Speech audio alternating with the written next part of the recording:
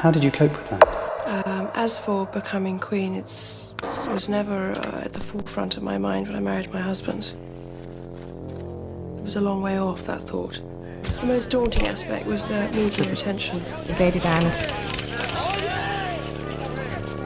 Because my husband and I, we were told when we got engaged that the media would go quietly, and it didn't. And then when we were married, they said it would go quietly, and it didn't. And then it started to focus very much on me.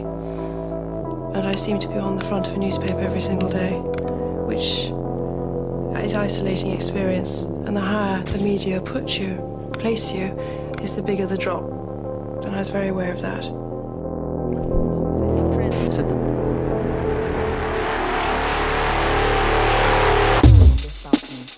Princess Diana and Prince Charles officially divorced on August 28, 1996.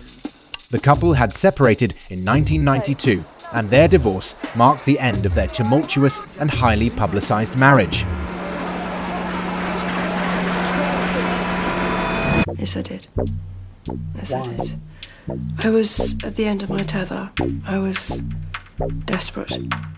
I think I was so fed up with being seen as someone who was a basket case, because I am a very strong person, and I know that causes complications in the system that I live in. The divorce was a significant event in the British royal family and attracted intense media attention worldwide. After the divorce, Diana retained her title of Princess of Wales, but she no longer held the style of Her Royal Highness.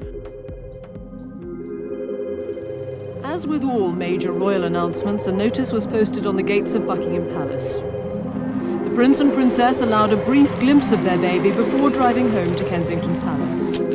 How did you handle this with the children? I went to the school and put it to William, particularly. William asked me what had been going on, and could I answer his questions, of which I did. He said, was that the reason why our marriage had broken up? And I said, well, there were 3 of us in this marriage, and the pressure of the media was another factor. So the two together were very difficult. But although I still loved Papa, I couldn't live under the same roof as him, and likewise with him.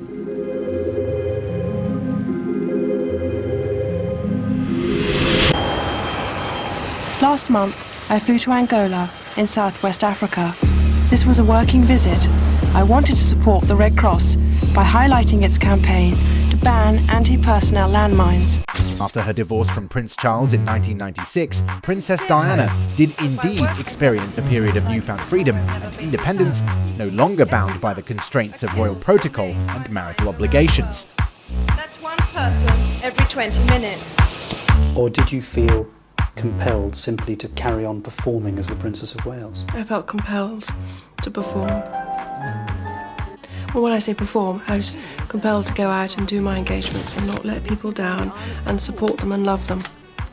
And in a way, by being out in public, they supported me, although they weren't aware just how much healing they were giving me, and it carried me through. But did you feel that you had to maintain the public image of a successful Princess of Wales? Yes, I did. Yes, I did. Princess Diana continued her charitable work and advocacy on various issues, including landmines, AIDS awareness and homelessness. She became even more of a global icon and continued to capture the public's attention with her humanitarian efforts. So you very much created the role that you would pursue for yourself, really. That was what you did. I think so. I remember when I used to sit on hospital beds and hold people's hands, people used to be sort of shocked because they said they'd never seen this before. And to me, it was quite a normal thing to do. And when I saw the reassurance that an action like that gave, I did it everywhere. And we'll always do that.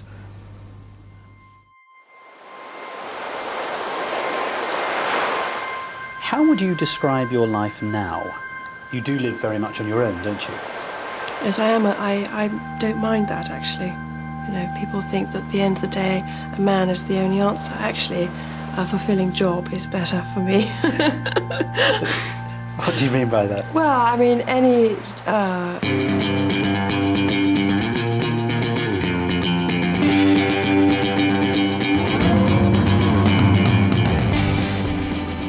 we've instantly been put together in the media and all hell's broken loose. So that's been very tough on the male friends I've had, and obviously from my point of view. Does that mean that you feel that for the rest of your life you'll have to be on your own? No, I'm not really on my own. I've got wonderful friends, I've got my boys, I've got my work.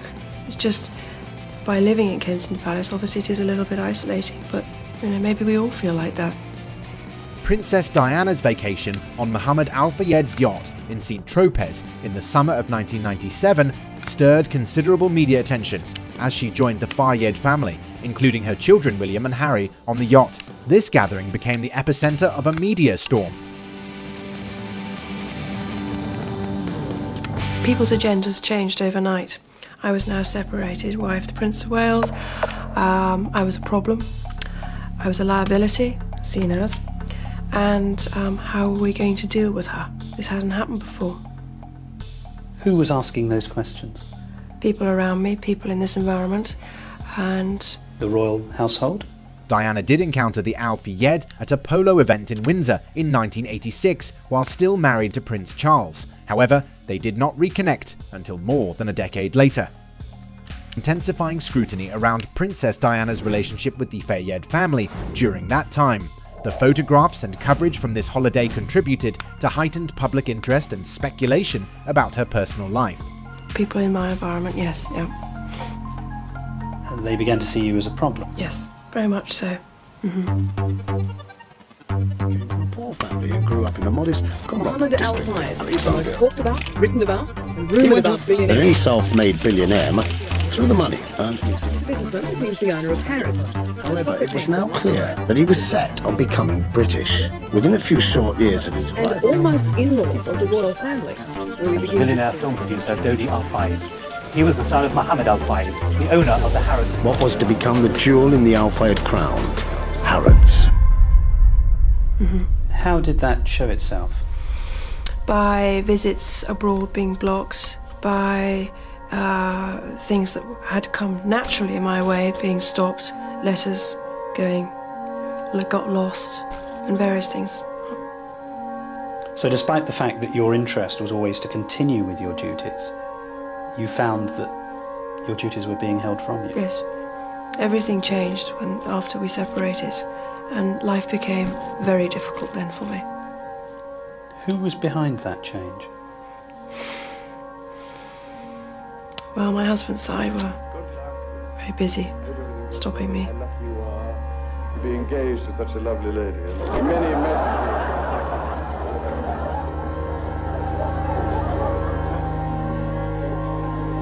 It's amazing what ladies do when your back's turned.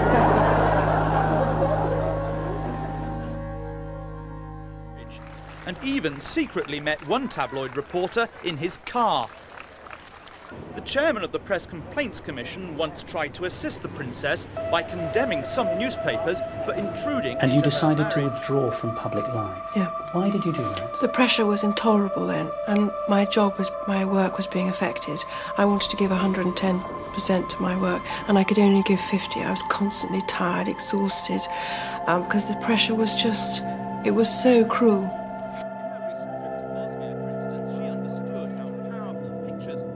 So I thought the only way to do it was to stand up and make a speech and extract myself before I started disappointing and not carrying out my work. It was my decision to make that speech because I owed it to the public to say that, thank you. I'm disappearing for a bit, but I'll come back.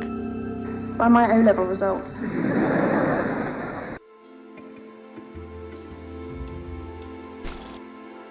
Every year they arrive in Scotland for a holiday with the Queen at Balmoral.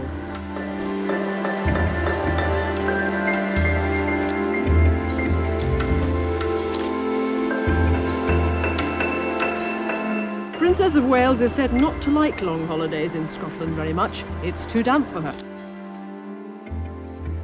After the yacht vacation, Diana sent Princes William and Harry to Scotland for summer vacation with Prince Charles at the Balmoral. Diana remains active in her engagements. She returns to the south of France after the boys' trip, reuniting with Dodi for some time aboard the Jonical in early August. During this period, Paparazzi photographer Mario Brenner captures them, and the images are sold to the Sunday Mirror for record-breaking prices. How do you feel about the way the press behaves towards you now? I still to this day find the interest daunting and phenomenal, because I actually don't like being the centre of attention. When I have my public duties, I understand that when I get out of the car, I'm being photographed. But actually it's now when I go out of my door, my front door, I'm being photographed. I never know where a lens is going to be. A normal day would be followed by 4 cars. A normal day would come back to my car and find 6 freelance photographers jumping around me. Some people would say, well, if you had a policeman, it'd make it easier. It doesn't at all. They've decided that I'm still a project after 15, 16 years that sells well, and they all shout at me, telling me that. Oh, come on, Di, look up. If you give us a picture, I can get my children to a better school. And, you know, you can laugh it off, but you get that the whole time. It's quite difficult. Despite the media attention, Diana, accompanied by Rosa Monckton, later travels to Greece. However, she returns to St. Tropez on August 21, 1997, for another vacation with Dodi. On August 24, 1997, Diana is famously photographed sitting at the edge of the yacht's diving board. Diana and Dodi also travel to Monaco, exploring the Riposi boutique during their visit. Some people would say that in the early years of your marriage, you were partly responsible for encouraging the press interest. You danced with people like Wayne Sleep, you seemed to enjoy it, you had a very good and warm relationship. Do you feel any responsibility for the way the press have behaved towards you? I never encouraged the media. There was a relationship which worked before, but now I can't tolerate it because it's become abusive and it's harassment. But I don't want to be seen to indulging in self-pity. I'm not. I understand they have a job to do. You could equate it to a soap opera, really. It goes on and on and on, and the story never changes. And each time one enjoys oneself, albeit it's in a different situation, you have to pay for it because people criticise, which comes with the patch, as I said previously. But I am a free spirit, unfortunately for Sam. This is BBC Television from London. A short while ago, Buckingham Palace confirmed the death of Diana, Princess of Wales. The princess died following a car accident in Paris. She was 36. A statement issued by the palace says the Queen and the Prince of Wales are deeply shocked and distressed by the terrible news. BBC Television will bring you more information as we receive it. Do you think you'll ever be Queen? No, I don't. No. Why do you think that? I'd like to be a queen of people's hearts, in people's hearts. But I don't see myself being queen of this country. Says Diana's mixed feelings about the press. Some of their methods are indefensible. It's particularly common in France for freelance paparazzi to pursue the rich and famous by bike, as with President Chirac on the night he was elected. Photographers are quite happy to bribe people to find out information you might want to bribe. I don't think many people would want me to be queen. Actually, when I say many people, I mean the establishment that I'm married into, because they've decided that I'm a non-starter. Followed Princess Diana's car last night. Yet horrifically, pictures of her dying in the wreckage were being offered around the globe this morning for vast sums. Even with stricter regulation in Britain, it would be hard. Why do you think they've decided that? Because I do things differently. Because I don't go by a rule book. Because I lead from the heart, not the head. And albeit that's got me into trouble in my work, I understand that. But someone's got to go out there and love people and show it. And do you think that because of the way you behave, that's precluded you effectively from becoming queen? Yes, well, not precluded me, I wouldn't say that. I just don't think I have as many supporters in that environment than I did. Yeah. You mean within the royal household? Mm-hmm. Mm-hmm.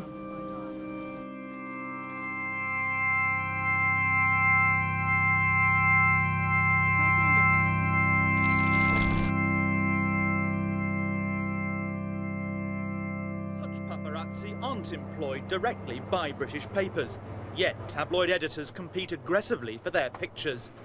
and the British public devours them, though today some readers did seem chastened. As a nation, we should feel quite guilty and responsible. There must be a market for it somewhere, otherwise they wouldn't do it. I think they'd probably sell more papers when they have these photos in. So I think it's as much the people buying it as the editors who are selling it is the problem. Yeah, I definitely haven't bought one today because of it. So, but yeah, I feel deeply shocked by it, and something that shouldn't have happened. She shouldn't have been handled the way she was. You mean within the royal household? They see me as a threat of some kind. And I'm here to do good. I'm not a destructive person. Why do they see you as a threat? I think every strong woman in history has had to walk down a similar path, and I think it's the strength that causes the confusion and the fear. Why is she strong? Where does she get it from? Where is she taking it? Where is she going to use it? Why do the public still support her? When I say public, you go in and do an engagement and there's a great many people there. Even with stricter regulation in Britain, it would be hard to see how one could stop what's become a world market. Their Royal Highnesses have no plans to divorce, and their constitutional positions are unaffected. But it didn't halt the damage to the royal family. On the contrary, there was a new war of style. Without her, the prince was increasingly regarded by public opinion as stodgy, and the royal family as being out of touch. By contrast, the princess was encouraging the royal children to be classless, relaxed, children of the 90s. She seemed to dominate the times, just as she had dominated the style of the 80s. Princess of Wales, she's had to find her own way, and in a process of trial being a wife and mother. She was 19 and shy. Despite her background of wealth and things were changing, and she represented the new order. When she decided to speak to Panorama without the knowledge of the palace, divorce seemed unavoidable. But she took the opportunity to sketch out a new life and a new approach, a 1990s approach perhaps, to serving people.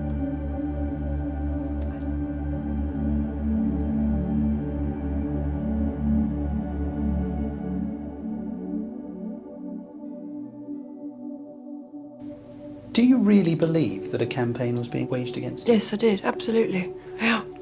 Why? I was a separated wife to the Prince of Wales. I was a problem, full stop. Never happened before. What do we do with her? Can't we pack her off to somewhere quietly rather than campaign against her? She won't go quietly. That's the problem. I'll fight till the end, because I believe that I have a role to fulfill. And I got 2 children to bring up.